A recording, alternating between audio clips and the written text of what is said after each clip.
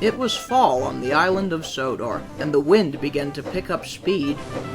Nevertheless, the Farquhar branch line was still very busy. Woo! No, sorry Percy, doesn't work. It certainly did back then. It's been 46 years, Percy. You do it every time Halloween gets closer. Oh, Jesus! I know you're there, Thomas. Ever since Percy's ghostly trick those many years ago, Thomas and Percy were always trying to find ways to spook each other when Halloween came around. But needless to say, they had done it for so many years that they were running out of ideas. One evening, Thomas, Percy, and Toby were at the sheds at Tidmouth. It was very quiet, except for a light breeze that blew through the shed doors. Spooky! Oh my goodness! Can we, just have a pleasant evening for once? How about a ghost story? I've got one. My driver told me about this old legend that's quite popular on the internet. And what's that? The legend of Timothy. Not the Timothy at the clayworks, but Timothy the Ghost Train. Our story goes back to 1912, before the Northwestern Railway. The NWR was split into 3 railways, and on the border between 2 of them was a ravine between Maron and Cronk, with a river flowing through it. This would eventually be the place of the famous viaduct. But anyway, our story focuses on an engine from one of these railways. His name was Timothy, and he looked exactly like me, only he was white and had the number 0. It was a moonlit night, and he was preparing to take his last train. Everyone boarded, and he set off. Everything was normal, but not for long. As he approached the last station, instead of slowing down, he suddenly went faster and faster. His driver and fireman tried to slow him down, but it was no use. Timothy, what are you doing? Your death approaches. The train rocketed through the station and kept going. The driver and fireman fought for control, but Timothy had a mind of his own. He approached the end of the line, crashed through the buffers, and plunged into the ravine, killing everyone on board. To this day, no one knows what caused Timothy to carry out this horrific murder-suicide. Some say he went mentally insane, but others claim he was possessed by a demon.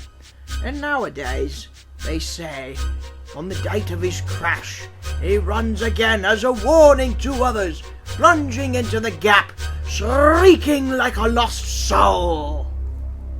Well, that was interesting. But there's a catch. You stole the last line from my ghost story. That whole story is made up. Well, actually, there was a white E2 tank engine called Timothy who worked on that railway for a few years. What happened to him? I don't know. Exactly. We don't know what happened, so the story could be true. Who knows? Rubbish! It would be all over the news. We would know about it. To be honest, that was one of the worst ghost stories I've ever heard. Now, if you'd excuse me, I'd like to go to sleep. Yeah, whatever. I think I'll do the same.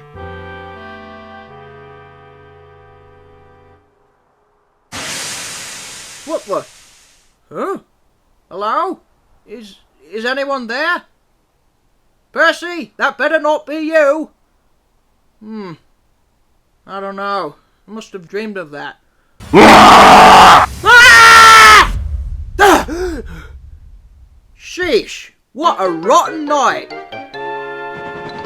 Fat Controller had a special job for Thomas and Percy.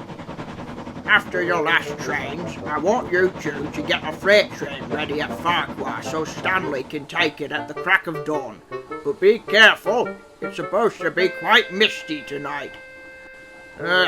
Fine. We'll do our best. The Fat Controller was right. The mist rolled in and created a very intimidating atmosphere.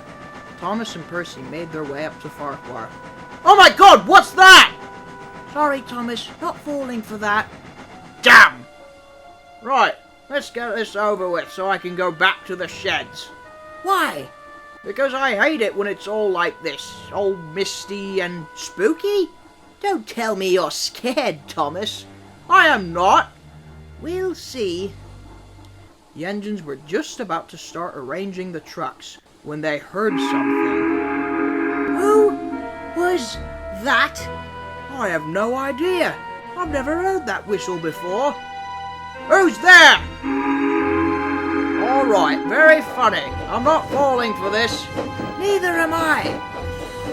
Then the puffing stopped, and Thomas and Percy could see a shape in the fog. It looked like an engine. Stanley, is that you? I'll send both of you to the scrapyard! What? It's Timothy! Both engines raced away as fast as they could.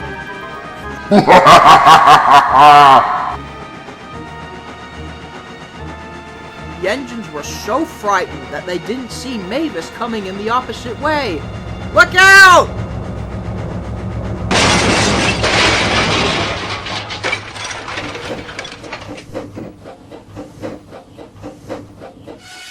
What?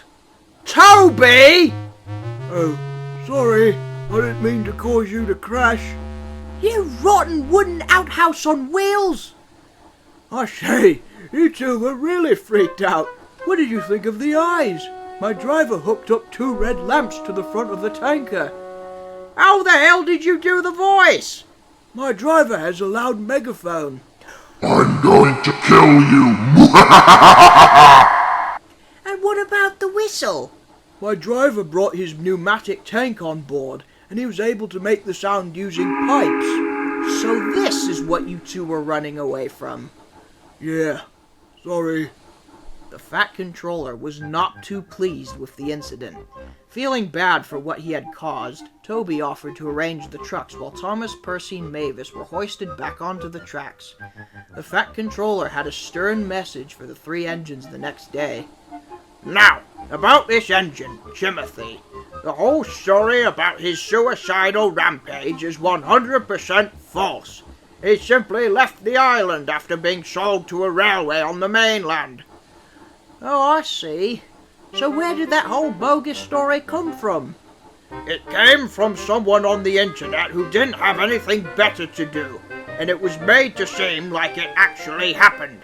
Stories like these are called creepypastas. That's an odd word. After the Fat Controller left, the 3 engines decided to stop spooking each other. It doesn't do any good. It just doesn't work anymore. What do you say? I fully agree.